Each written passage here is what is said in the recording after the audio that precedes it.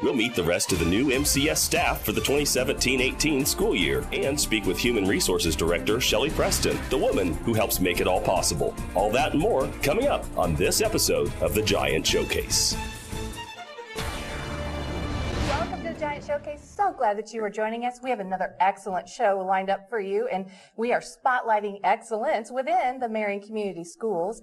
And beside me, I have a very important person who is really behind the scenes a lot of the time, but really kind of is a little bit of the glue that kind of helps hold all the excellence together that we see within Marion Community Schools. Her name is Shelley Preston, and she is the Director of Human Resources for Marion Community Schools. And I want to welcome you to the show. Thank you so much for joining us today. And thank you for having me. I'm happy to be here. You know, I'm curious. You know, we've had a lot of folks on the show this past couple of months. We've kind of been doing this Getting to Know You series lately, that you get to meet the faces behind Marion Community Schools.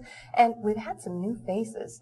And you've been very busy because there's been a lot of people coming onto the team within Marion Community Schools. Absolutely. This is a very busy time of the year for human resources. A lot of times you think in a school corporation it slows down a bit in the summer, but that's when it really ramps up for us in our department. How many employees do you have within the system? We have over 600 employees. Wow, that's a lot. Yes, about 237 of those are teachers. And almost 400 then are support staff members. Very important to the corporation. Yeah, so important. I'm curious, what is it like? You know, you get to work with a excellent group of people. Those individuals that we've had a chance to meet. You know, they've got a passion for excellence, and you know, I'm curious. They're really driven. What is it like to be the human resource director for such a driven group of folks? It is. They are driven, and it's invigorating. There's not ever a downtime, it seems, and I love that pace. As exhausting as it is, I love that pace, and probably the most rewarding and exciting part is that I get to meet all of those people who come into the corporation regarding you know, any type of position that we hire, if it's contracted teaching positions, support positions that are also critically important to our mission. I get to meet all of them and get to know them. I'm curious, how many years have you been with the school system? I'm just starting my 5th year at Marion Community Schools as Director of Human Resources. All right. Well, I'm curious, can you give us an idea, what all do you do? What are some of your job responsibilities? I know, obviously, kind of hiring in folks, but what else do you do? Okay. Right. During the summer, that's the critical time that we're hiring, interviewing. But we spend kind of there are seasons to my position, and it seems there are critical responsibilities for each part of the year. As we finish hiring and we get every building staffed, we then move into collective bargaining.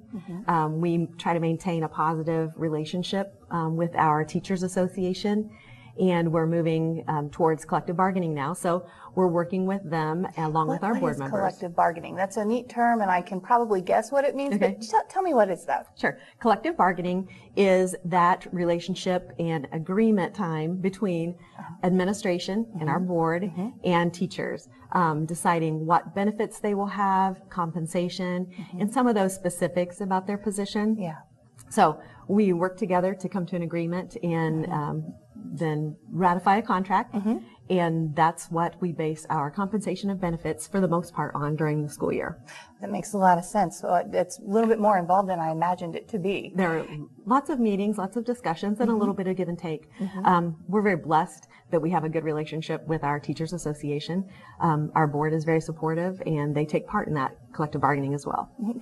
You know, I'm curious then, tell me a little bit about, there's a couple of things I'd like to know. One, what is it that you're looking for in a candidate for any level of employment within Marion Community Schools? And then also, I'd like to talk a little bit about culture, because I know that's something important too. So to start off with, what are we looking for in candidates that would be employed there? Sure. Our candidates, regardless of the position, are there to serve our students. Our students are our mission, and we want anyone working within Marion Community Schools to have a heart for our children, to love our children, to be able to advocate for our children. So that's the first thing that we look for, and that's not something that you can necessarily learn in a teacher ed program. But you can certainly glean that from an interview, and you know if a person has that. So that's one of the first things that we look for. And beyond that, we're looking for someone who's willing to learn, who's open-minded, and can maybe reach for those things that will provide extra opportunities for our students. Maybe something that they're not able to get from their home, or activities that they're not able to engage in because mom and dad are working. So we're looking for people who want to go the extra mile and provide those opportunities for our students they otherwise would not have. I think as I've had a chance to get to know so many folks within the Marion Community School team, that is something that is very prevalent. It's very obvious. And I think you, the viewers out there too, I think you folks see it too, that passion and the people that are willing to go above and beyond to be able to help students rise to their very best levels. And I'm curious also, we've talked a little bit about culture within Marion Community Schools, and I would like to hear your perspective on it. Okay. Culture is very important. That's one of our 6 district targets. And we focus on that in all of our buildings. And one of the critical ways to improve culture and support a good culture is to offer recognition. And all the way from our board to our superintendent, to our building principals, and to our teachers, they do an excellent job of recognizing successes. They do that, recognize that for our students, they recognize that for our teachers, and even our families. So that's one of the most critical things that we can do, is to recognize those positive things and successes to improve culture. I think that's actually it's so important. And if you look at this show, one of the things that we do with this show is we spotlight excellence within the arts, athletics, and academics within Marion Community Schools. And folks, you've had a chance to meet teachers, administration, and students who all are passionate about what they do, and they are striving for excellence. And so I think that if you hear what Shelley is saying, this show is kind of an extension of that recognition element. And who doesn't like to be recognized for when they've worked really hard and they've done a good job and success and there's been fruit there? So Shelley, hats off to you and to the school system for being aware of the fact that we need encouragement that way. Absolutely. It's a good feeling, and we want our employees, we want support staff, teachers, all to be happy to come to work and happy to serve our students. I'm curious, do you do any recruiting? We absolutely do. You do? We do. Specifically, the greatest opportunity we have for recruiting with teachers is our partnership with local universities. We have many practicum students and student teachers in our buildings. And that's kind of like a 6, 8, 10-week interview process, really. We get to have those students in our buildings. We can watch them interact with our students. They have opportunities to join in collaboration with our teachers. They get to join in those meetings where we're talking about curriculum and actually doing the real thing. So that's an excellent way for us to recruit. We also, with teachers, visit college fairs so that we can get to know some teachers who we don't already have in our buildings as student teachers and practicum students. So that's another opportunity for us to learn, okay, in their teacher ed programs, they're getting this education and they're getting an even a greater experience as student teachers. So we get to involve them and understand what it is they're learning in their student teaching experiences and how we can translate that into Marion Community Schools. I really love the fact that it's an opportunity for them to learn, but that also it just kind of gets them comfortable with the school system if they in fact are a candidate for employment later on. So, well, you know what, we're out of time. But I want to say thank you so much for coming on to the show and giving us a little behind-the-scenes peek at what you do and how we're able to get all of these great people on the show to be able to talk about the excellence that's happening within Marion Community Schools. So, folks, I hope that you've enjoyed getting to know Shelley. We don't want you to go anywhere. We have some other great folks coming up here in just a minute on the Giant Showcase. Don't go anywhere. We'll be right back.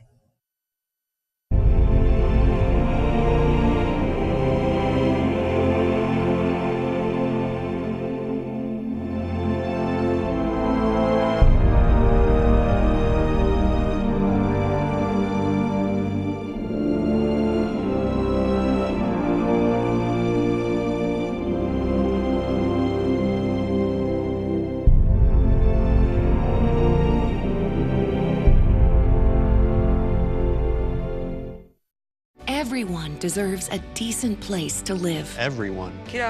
Todos. Decent shelter is something we all need to thrive. Your support helps another family in your community or around the world achieve strength, stability, self-reliance. Strength. With a little help, we all have the potential to stand on our own. Through Shelter, we empower. Visit Habitat.org to provide help to families like these today. Welcome back to the Giant Showcase. So glad that you are joining us. And as promised, I have another excellent member of the team within Marion Community Schools. Her name is Michelle Smith, and she is the new Director of Elementary Education for Marion Community Schools. And I want to say a great big congratulations and welcome to the show. Well, thank you very much. It's great to be here. Yeah. Now, you are focusing on P6 education, and P6 is preschool through sixth grade education. Yes. And you're also taking care of the Title I elements of the school as well. Yes. Yes. That's a big job. Yes, but it's fun. Yeah. We're going to talk about some of that fun here in just a minute. But I want folks to have a chance to get to know you. And you have a history with the school system. How long have you been with the school? Yes, I've spent many years in the classroom as a teacher. I've taught first grade, third grade, and preschool. And then I was the preschool coordinator for a couple years, and then got to spend time as a principal at Riverview Elementary, and now I'm starting my third year at the district office. So yes, I have a good wide view of the school district as a whole, and really draw on those experiences to try to support all the way around. I love that you have that background, that insight, that you actually know our students and what their needs are. Specifically, since you do have an established past and you've got all these various roles under your belt, I'm curious because it's giving you that insight to those unique strengths and weaknesses of our students and their needs. And clearly, that's helped prepare you for this role. And so I'm curious, first off, what are some of your short-term and long-term goals? And then we'll jump into something called curriculum. Okay. Right. I would say short-term goals are to establish and create with our team our plan for our learning system. We have unique needs in our district. Our students are so wonderful, and they have so many different qualities and characteristics. We want to pull out all of those and really make an individualized education for every student. Now, that requires a lot of planning and support of teachers, support of leaders, and so really kind of looking at all of those angles. One of your key responsibilities then is facilitating that curriculum development. And, there's so many variables that go into that, trying to assess where the students' needs are, where their strengths are. And I really loved that individualization element that you just kind of mentioned a second ago. And I know your expertise in data analysis is something that's really going to be of great benefit to you, to the administration, and to the students. And I'm curious, can you give us an overview of what that process looks like as you and your team try to develop that curriculum for our students' individual needs? Well, there are a lot of layers to that process, and from our perspective at the district level, it's important for us to have the overview view of our student performance and all of the other information that comes into kind of providing that well-rounded experience for students. So looking at all data points that we have available to us, we use our formative assessment data. We use NWEA, which is I was going to ask, what is that? Yes. I'm not sure. And of course, we have our standardized assessments, but then we also look at classroom level assessments. What are the teachers seeing in the classroom? So looking at all of those levels of data points so that we can look at how are our students performing, what are the needs, and that also tells us what our needs are for teacher professional development. Where do we need some more support for teachers and leaders? So we've gone through that process over the summer and identified, some areas to focus on. And of course, literacy is one. And as we look through implementing those professional development pieces on literacy, it's critical that we come back and continue to support. So our weekly professional development meetings, we work with principals, and then they work with teachers, and then we communicate and go into classrooms and kind of see how it's going, so that the biggest piece of that needs to be supporting our teachers so that they are fully equipped and able to support our students. They do such a great job with that, and we just want to make sure we're continuing to support them. I love that communication element, and it sounds to me as though it's a little bit of a fluid process, and that you are not just kind of cookie cuttering something into place, that in fact you are not only trying to meet the students' immediate needs, but the educators' needs as well, and that feedback, that's got to be so critical for you in the process of determining. And you know, as a parent or guardian, how impressed are you to hear the depth of care that goes into the planning to make sure that your children are educated and that they are given the best possible opportunity to excel? I know that would make my heart filled with joy to know that there's so much care going into my child's education. So I have to really congratulate you on that. That's huge. Well, thank you. You know, our teachers work tirelessly at that. They spend hours and hours.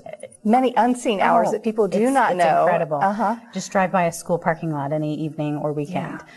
But we need to identify what the student's next steps are. And so we have tools to do that. So, but that takes a lot of time and a lot of effort, addressing the students who need more support to reach the benchmark points that they need to reach, but also excelling those students that are ready to move on. So yes, the teachers have a very difficult job, and it's important enough that we're all willing to put the time in and the effort in to really make sure they succeed. Michelle, thank you. I appreciate you for coming on the show. We wish you giant success in the coming new year in your new role, and we hope that you'll come back on the show sometime in the future. Thank you very much. Awesome. Well, I hope that you will stay right here with us. We still have one more new guest that you are going to get to meet in just a moment. Very special person, so don't go anywhere. We'll be right back with the Giant Showcase in just a moment.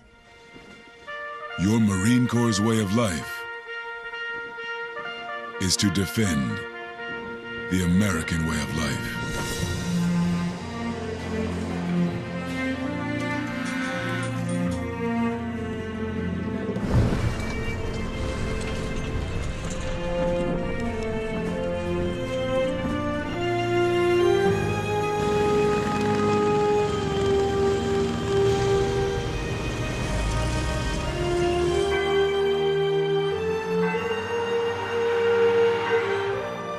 Every day, no matter where we serve, we take a stand for our nation, for each other, for us all. The few, the proud, the Marines.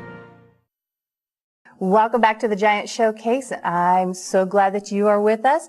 We are going to be talking to a very special person. Her name is Lynn Gosser, and she is somebody who has served as the executive director of the Grant County Special Education Cooperative for the past 25 years, and that is something that Marion Community Schools is a member of, but she has now officially full-time joined the team within Marion Community Schools, and she is now going to be the Director of Exceptional Learners for Marion Community Schools, and with that, she is going to be involved with oversight of the Special Services Department, along with adult education, alternative education, English language learners, and a lot more. So we're going to welcome Lynn to the show. Lynn, thank you so much for joining us. Thank you. I appreciate the opportunity. Thanks. It's a pleasure to have you. You know, it's a really broad role that you're taking on within the school system, and I'm wondering, where are you going to focus your energy first? Student success, of course. That's great. Of course, if I had to ask, right? It's an obvious question. Oh, that's good. Well, you know, 25 years you have invested into our community, into serving families and individuals who have special needs. And first, I want to say a great big thank you for that. And it's been a privilege and an opportunity. So. And clearly you are passionate about it. Absolutely. And I would like to know, what is it that excites you most about it? What keeps you going when you get up in the morning and you jump out of bed? What is it that stands out most? I think that just watching students grow, both academically and behaviorally and socially, you know, you can have such impact on lives, and you want families to grow and you want students to grow. So every day is a new day. And I think that you kind of know that that's where you're supposed to serve. Yeah, it's just, you know, it's a calling a little bit, isn't it? It is a calling. I do believe that, yes. Yeah, I'm curious because one of your responsibilities is to the oversight of English language learners' education. And for those of you who don't know what English language learners is referring to, it's for students whose primary language is not English, it's another language. And, you know, I want to say I did some research. And I was kind of amazed to find out. Let me share with you a little bit about what I learned, because these students, they are facing some really big challenges.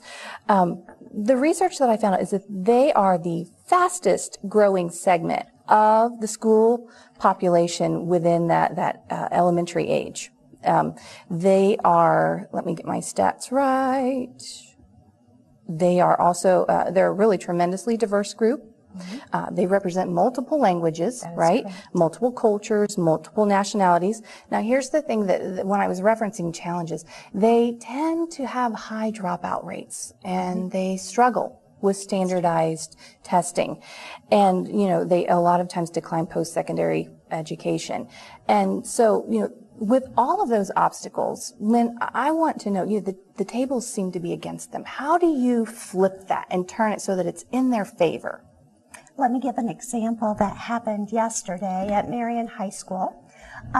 We had a family move in from Guatemala, and our ELL teacher greeted them at the door, interpreted for mother and for child. 10th grade, I probably should say student rather than child, that greeted them, walked through the schedule, introduced both mother and student to all the folks that they needed to meet, and came up with a plan to support so that there's a gradual process and we continue to assess to see where their language skills are, and then we can draw back a little bit, but initially we're there to support and to help teachers know how to support students who enter not speaking our language. I mean, it would be so overwhelming, and you try to put yourself in their shoes, and what would you want? And try to use that kind of mindset before you start serving. It's so comforting to know that you are sensitive to that Marion Community Schools is sensitive to that,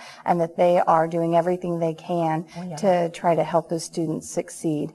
And that's a wonderful note to leave that subject on. I need to jump into something else that I think I would be remiss to not bring up, and that's the subject of autism. And that is actually something that's affected my family's lives as well. You know, I'm going to give you some statistics here, and Lynn, I know you're very familiar with this already, but just for you folks that are watching, you may not be entirely aware, autism affects 1 in 68 children. And of that group, 1 in 42 of them are boys. And in the 1980s, this is something that I'm going to go back to. You know, it's something that's continuing to be an issue that we're dealing with. It's growing.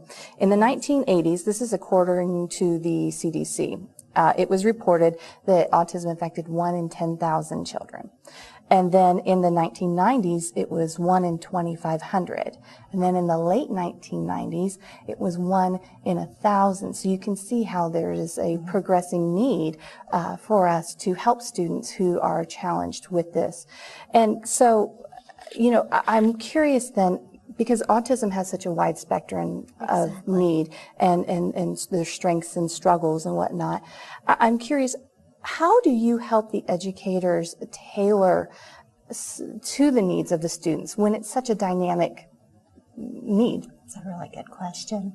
The benefit of a team comes into play here because it's not just one person, it's the entire team that we build around a student to provide appropriate support and the resources needed. You're right, it is a spectrum in terms of lots of things, because autism's all about social skills and communication skills, and you know, we see some children very successful in the general ed setting, and other children need more support, more intensive support, and so you adjust accordingly. But at the end of the day, you want to see growth, and you want to see students successful as adults. And so you're always looking at that end goal and trying to bring students to that particular goal, and you pour in everything you have to get them there.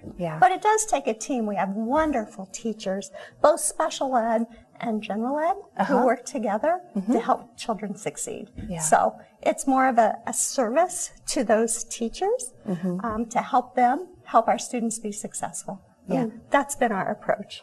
I think it's a very good one. I'm curious also for parents and guardians who, so often, they're the voice for these students. I'm curious, how are you going to help empower them in your new role? In my new role, I still get to have that privilege of being involved in special education. And so to help parents, we make sure that we provide training.